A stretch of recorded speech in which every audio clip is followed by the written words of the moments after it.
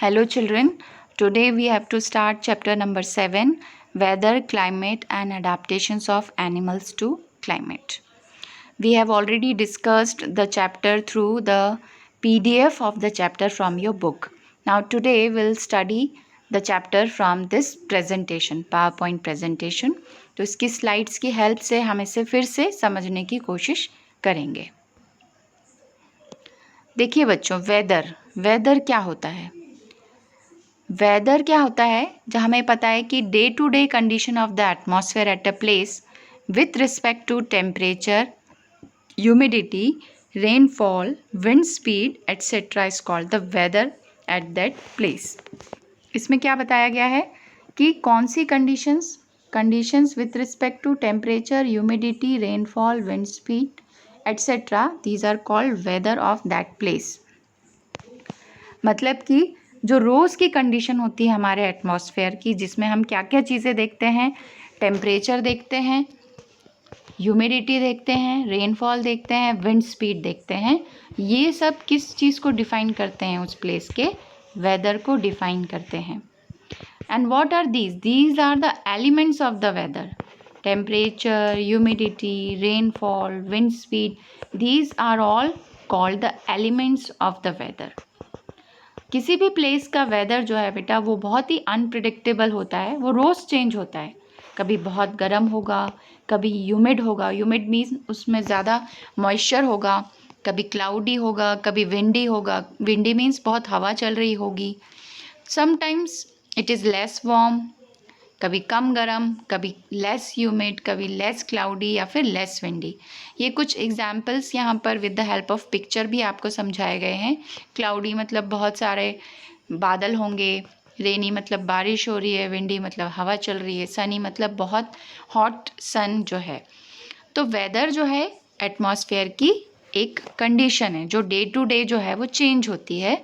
और किसके रिस्पेक्ट में चेंज होती है? Temperature, humidity, rainfall, wind speed etcetera.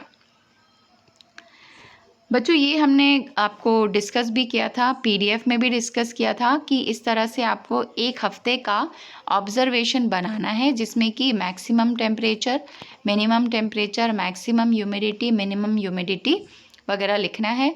और रेनफॉल के लिए मैंने आपको मना कर दिया था कि रेनफॉल आप मत बनाइएगा, क्योंकि अभी इतना रेनफॉल नहीं हो रहा है। तो हम एटलीस्ट 1 मंथ का इस तरह से चार्ट बनाएंगे और उसमें हम ऑब्ज़र्व करेंगे। और ये सारे डिटेल्स आपको मोबाइल में भी मिल जाते हैं, क्योंकि पहले तो न्यूज़पेपर में आते थे, बाकी अभी जो है आपको मोबाइल में भी मिल जाते हैं। उसमें मैक्सिमम टेम्परेचर भी आएगा, मिनिमम भी आएगा, ह्यूमिडिटी भी आएगी और मिनिमम ह्यूमिडिटी भी आएगी। तो this type of chart you can prepare for 1 week. एक हफ्ते के लिए आप ऐसा चार्ट बना सकते हैं। अब हम देखेंगे कि क्लाइमेट क्या होता है बेटा। जब हम वेदर की बात करते हैं तो इसी वेदर को, इस वेदर के पैटर्न को हम एक लॉन्ग पीरियड ऑफ टाइम तक यदि ऑब्ज़र्व करें, अभी तो मैंने आपको कहा कि 7 डेज़ आप चेक करो, यदि इसी चीज़ को आप 25 सालों तक चेक करते हैं लगभग, तो जो एवरेज वेदर पैटर्न निकल के आता है किसी जगह का, उसे हम कहते हैं उस जगह का क्लाइमेट।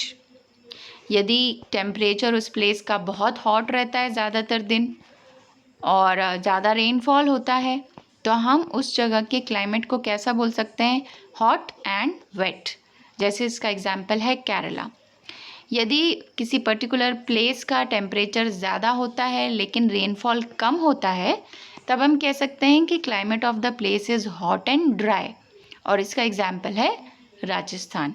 तो ये कुछ उन्होंने डेटा यहाँ कलेक्ट किए हैं, ये जो ग्राफ में आपको दिखाए गए हैं ये डेटा है, और इससे बताया गया है कि किस तरह का क्लाइमेट कहीं पर होगा। तो हमने क्या देखा बच्चों कि केरला में हॉट एंड वेट क्लाइमेट है और राजस्थान में हॉट एंड ड्राई क्लाइमेट है। इस तरह का क्लाइमेट होता है। अब देखिए बच्चों, क्लाइमेट यदि थोड़ा सा टिपिकल क्लाइमेट है और वहाँ की कंडीशंस जो हैं वो बहुत ही ज़्यादा हॉट हैं या बहुत ही ज़्यादा कोल्ड हैं, तो वहाँ के एनिमल्स को अपने आप को प्रोटेक्ट करने के लिए कुछ एडाप्टेशंस करने पड़ते हैं, मतलब अपने बॉडी में कुछ चेंजेस लाने पड़ते हैं। यदि वो चेंजेस नहीं लाएंगे तो शायद वो सर्वाइव नहीं कर पाएँ। तो हम देखेंगे कि कौन कौन से एनिमल्स में क्या क्या चेंजेस आते हैं। सबसे पहले हम देखते हैं पोलार बेयर, पोलार रीजन। तो पोलार रीजन जैसे कि आपको मालूम है कि अर्थ के जो पोल्स हैं, साउथ पोल, नॉर्थ पोल, वहाँ पर ये रीजन है। और ये जो पोलार रीजन्स है, दीज आर वेरी कोल्ड, ये बहुत कोल्ड होते हैं। और यहाँ पर जो टेम्परेचर है वो -37 डिग्री सेंटीग्रेड से भी कम हो सकता है। 6 मंथ्स तक सन आपको दिखाई ही नहीं देगा, 6 मंथ्स के लिए दिखाई देगा। तो some of the animals found in the polar regions are polar bear, ये देखिए ये पोलार बियर है, penguins, musk oxen, reindeer, foxes, ये कुछ एग्जाम्पल है और उनके पिक्चर्स भी यहाँ पर दे रखे हैं आपको। अब पोलार रीजन्स के एनिमल्स में हम क्या क्या अडेप्टेशंस होते हैं उसको हम वन बाय वन देखने वाले हैं।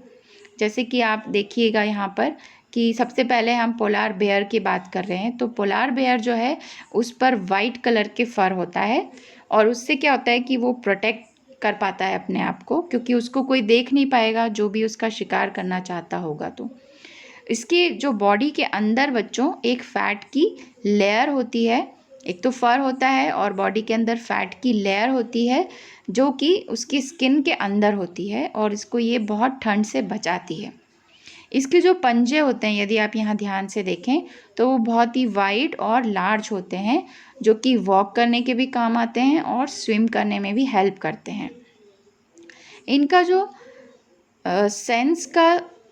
स्मेल का जो सेंस होता है बच्चों, वो बहुत ही स्ट्रॉन्ग होता है और वो उनके प्रे को पकड़ने के लिए, प्रे मीन्स उनके शिकार को पकड़ने के लिए काम आता है। So these are the different adaptations found in polar bear. ये देखिए पोलार बेयर की कुछ पिक्चर्स हैं। उसके बाद अडाप्टेशन पेंगुइन में भी देखिए, ये जो है ये वाइट कलर के होते हैं, देखिए आपको दिखाई दे रहा है, ये वाइट कलर के होते हैं। और बच्चों ये जो है एक साथ ऐसे चिपके हुए से रहते हैं, आप देखिए फ़ोटो में। ऐसा क्यों करते हैं ये? ताकि ये अपनी बॉडी को वार्म रख सकें, गर्म रख सकें। इसके अलावा इनकी स्किन बहुत थिक होती है, बहुत सारा फैट होता है ताकि ये ठंड से अपने आप को बचा सकें। यदि आप देखें इनकी बॉडी को, देखिए फिश जैसी बॉडी है, स्ट्रीम लाइंड बॉडी है। अब स्ट्रीम लाइंड बॉडी का मतलब क्या होता है मैं आपको ड्रॉ करके बताती हूँ। जैसे मछली की बॉडी होती है बच्चों, ऐसी होती है। ऐसी बॉडी क्यों होती है मछली की? ताकि वो आराम से स्विम कर सके। तो इसी तरह से पेंगुइन की बॉडी होती है स्ट्रीम लाइन। और उनके फीट भी आप देखेंगे तो वो जो है वो वेब की तरह होते हैं, जाल जैसे होते हैं, ताकि वो आराम से स्विमिंग कर सकें। ये पेंगुइन के कुछ और पिक्चर्स यहाँ पर दे रखे हैं।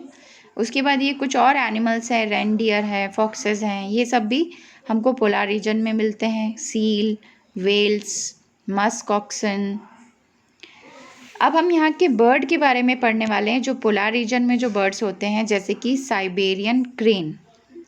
ये अपनी बॉडी को वार्म रखते हैं और वार्म रखने के लिए ये माइग्रेट करते हैं। ये देखिए आपको उड़ते हुए दिखाई दे रहे हैं। माइग्रेट करना मतलब ये वार्मर प्लेस पर चले जाते हैं, जो गर्म इलाके हैं दुनिया के, वहाँ चले जाते हैं। तो ऐसे ही हमारे राजस्थान के भरतपुर में और हरियाणा के सुल्तानपुर में साइबेरियन क्रेन्स जो हैं वो उड़कर आ जाते हैं, एस्केप करते हैं। वो साइबेरिया से चलकर आ जाते हैं। क्यों आ जाते हैं बच्चों? अपनी बॉडी को गर्म रखने के लिए, क्योंकि वहाँ पर बहुत ठंडा होता है, तो वो ठंड से बचने के लिए गर्म इलाकों में आ जाते हैं। अब हम देखने वाले हैं, इस तरह से हमने पोलार रीजन के देखे। अब हम देखेंगे ट्रॉपिकल रेन फॉरेस्ट में क्या क्या चेंजेस होते हैं। ट्रॉपिकल रीजन्स जो हैं बच्चों वो बहुत ही हॉट क्लाइमेट वाले होते हैं।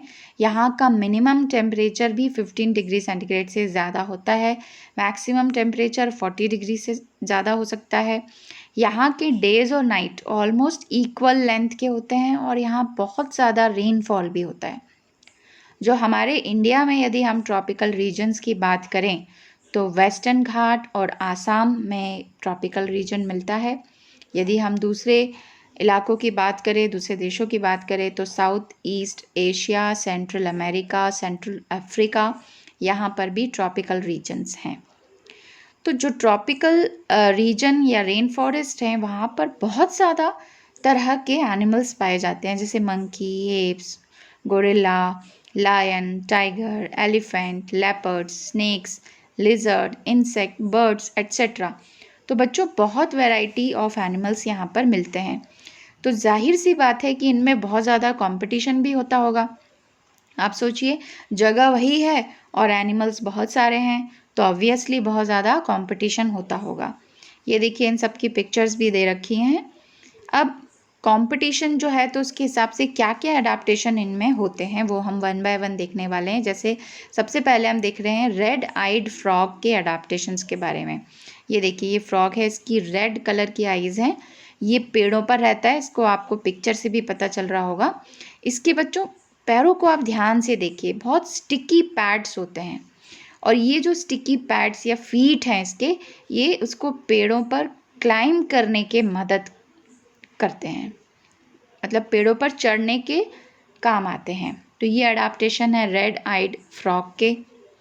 इसी तरह से यदि आप अडाप्टेशंस ऑफ मंकीज़ देखेंगे तो monkeys which who live on trees, they have long tails for grasping branches. लंबी लंबी टेल्स होती हैं जो कि ब्रांचेस को पकड़ने के काम आती हैं। उनके जो हैंड्स और फीट होते हैं वो ब्रांचेस को पकड़ने के काम आते हैं, जिससे वो गिरते नहीं हैं बच्चों से, they don't fall from the trees. ये एक बहुत ही इंटरेस्टिंग बर्ड आपको दिखाई दे रहा है बच्चों। देखिए, जितनी बड़ी इसकी बॉडी है उससे कहीं ज़्यादा बड़ी इसकी क्या दिख रही है आपको, बीक। देखिए इसकी बीक कितनी बड़ी है, और ये जो इसकी इतनी बड़ी जो बीक है, इसका नाम है टुकान। टुकान जो है उसका एक बहुत ही लॉन्ग लार्ज बीक होता है जो कि उसको फ्रूट्स तक पहुंचने में मदद करता है। क्योंकि बच्चों आपने देखा होगा कि फ्रूट्स जो है वो बिल्कुल ही अंतिम छोर पर लगे होते हैं ब्रांच के, तो वहाँ तक यदि ये पहुँचेगा तो हो सकता है ये गिर जाए या वेट सहन नहीं कर पाए वो ब्रांच। तो इसकी बीक ही काम आ जाती है, अपनी बीक को ही यूज़ करते हुए वो फ्रूट को तक पहुंच जाता है। So these are the adaptations in toucan. उसके बाद लायन और टाइगर्स में क्या अडेप्टेशन होते हैं बच्चों?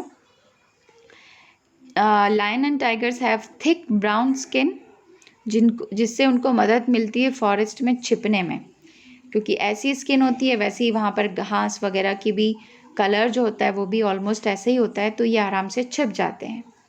इनका जो सुनने का सेंस है, देखने की जो शक्ति है वो बहुत ज़्यादा होती है, जिससे ये प्रेडेटर से बच सकते हैं और अपने शिकार को आसानी से पकड़ लेते हैं। प्रे मीन्स शिकार। इसी तरह से लायन टेल्ड मकाक, ये भी एक बियर्ड एप है बच्चों। आप इसको बियर्ड एप क्यों कहते हैं बच्चों?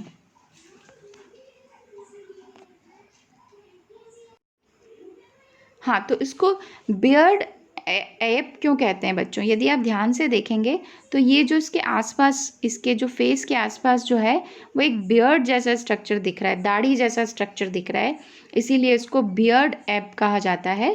और लायन टेल्ड मतलब लायन जैसी टेल होती है इसकी।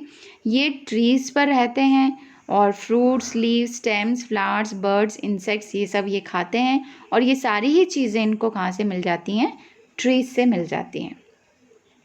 And now we come to the last slide of this chapter, that is adaptations of the elephant. Elephant भी हमको ट्रॉपिकल रेन फॉरेस्ट में मिलता है। इसकी लॉन्ग ट्रंक है, लंबी सी सूंड होती है जो कि उसको वो नोज़ की तरह भी यूज़ करता है, खाना लेने के लिए भी यूज़ करता है। उसका जो सेंस ऑफ स्मेल होता है बच्चों वो बहुत ही स्ट्रॉन्ग होता है। उसके जो टस्क हैं, ये जो आपको दिख रहे हैं वाइट कलर के, ये इसके टस्क हैं।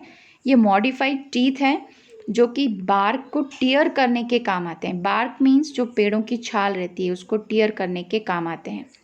इसके बड़े बड़े कान हैं, ये देखिए ये बड़े बड़े कान हैं, ये उसको सुनने के काम आते हैं। मतलब यदि छोटी से छोटी साउंड भी होगी, हल्की से हल्की आवाज़ भी होगी तो वो उसको सुन पाते हैं। इसके अलावा ये जो कान हैं वो कानों को हिला करके अपनी बॉडी को कूल भी कर सकते हैं, क्योंकि वो बहुत ही हॉट क्लाइमेट में रहते हैं, उनकी बॉडी गर्म हो जाती है तो वो अपने कानों को हिलाकर पंखे की तरह इस्तेमाल कर लेते हैं। तो these are the different adaptations of different animals children. ये चैप्टर आपने PDF से भी समझ लिया है और ये पावर पॉइंट प्रेजेंटेशन के थ्रू एक्सप्लेनेशन है। आप दोनों ही वीडियोज़ को देखिए और इसको समझने की कोशिश कीजिए। Thank you children.